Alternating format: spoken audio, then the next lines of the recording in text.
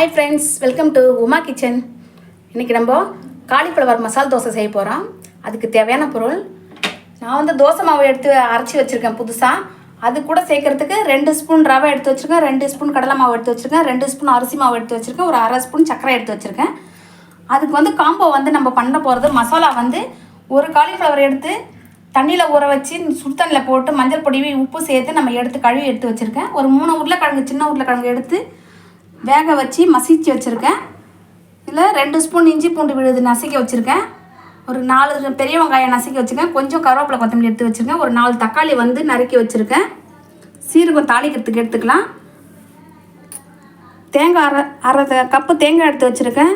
தனியாத்தூள் 2 ஸ்பூன் எடுத்து வச்சுருக்கேன். சோம்பு பொடி 2 ஸ்பூன் எடுத்து வச்சுருக்கேன். கரம் மசாலா 1/2 ஸ்பூன் எடுத்து வச்சுருக்கேன். மஞ்சள் பொடி 1/2 ஸ்பூன் எடுத்து வச்சுருக்கேன்.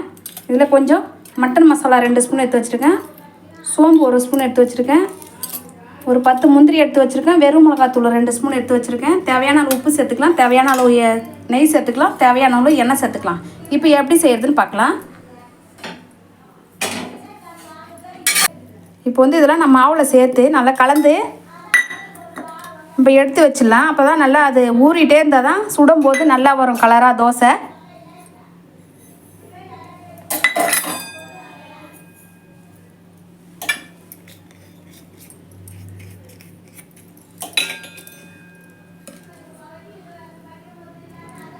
இப்போ அதில் தண்ணி விட்டு கலந்துக்கலாம்.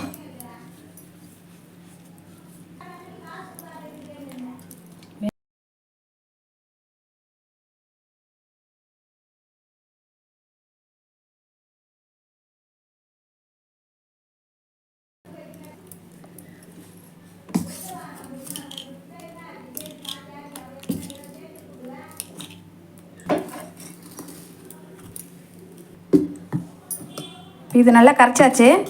இது 10 நிமிஷம் அப்படியே ஊறட்டும். இப்போ நம்ம மசாலா தயாரிக்கலாம்.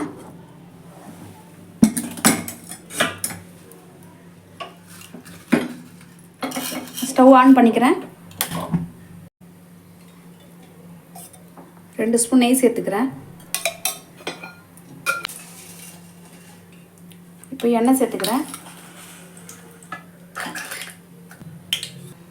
1/2 ஸ்பூன் சோம்பு போடுறேன்.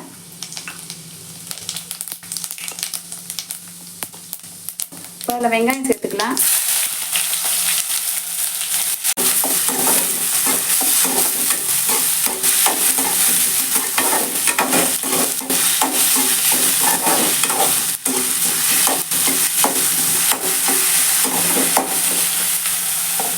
இஞ்சி பூண்டு பேஸ்ட்டு கருவேப்பிலை சேர்த்துக்கலாம்.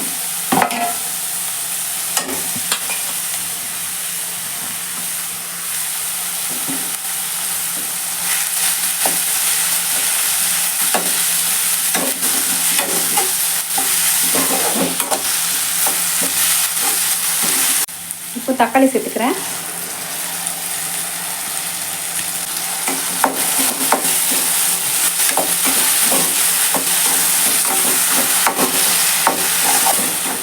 இப்போ காலிஃப்ளவர் சேர்க்குறேன்.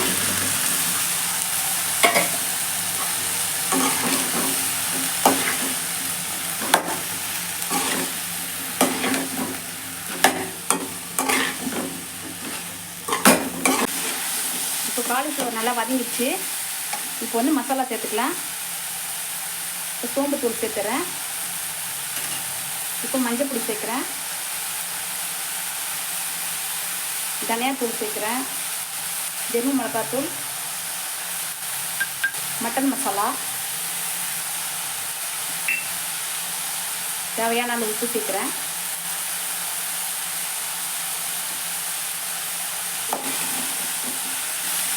இப்போ தண்ணி சேர்த்துக்கிறேன்.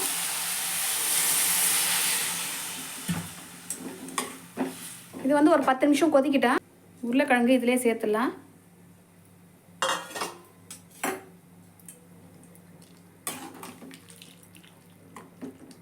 ரெண்டுமே சேர்த்து நல்லா கொதிக்கிட்டேன். ஒரு 10 நிமிஷம் கொதிக்கிட்டேன். இப்போ போய் நம்ம தேங்காய் அரைச்சிடலாம்.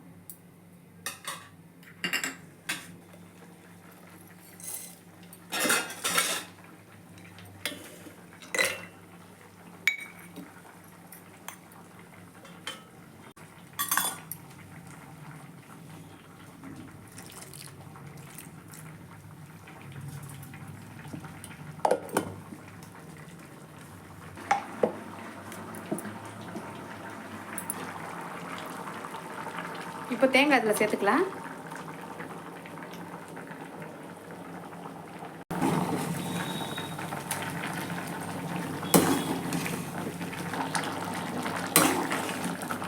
இப்போ இந்த தேங்காய் அரைச்சி இதில் சேர்த்ததுனால தண்ணியாக இருக்குது.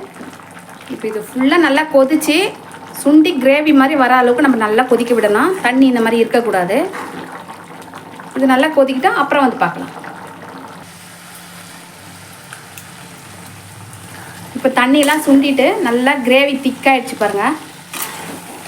மசாலா நல்லா ரெடி ஆயிடுச்சு. இப்போது கரம் மசாலா சேர்க்குறேன்.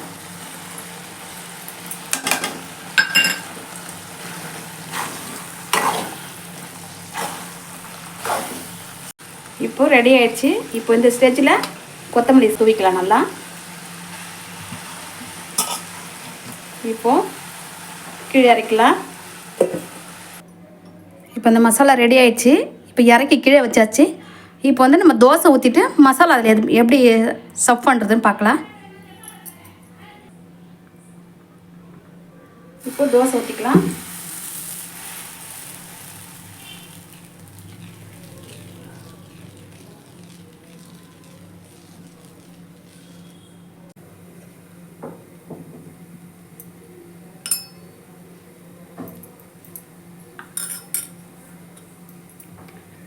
லைட்டாக ப்ரௌன் கலரில் வரும்போது நம்ம மசாலாவை எடுத்து அதில் ஸ்டஃப் பண்ணிக்கலாம். இதை அப்படியே மூடி வச்சிடலாம் 2 நிமிஷம். இப்போ இதெல்லாம் ப்ரௌனாக ஆயிடுச்சு. இப்போது மசாலா எடுத்து சேர்த்துக்கலாம் அதில்.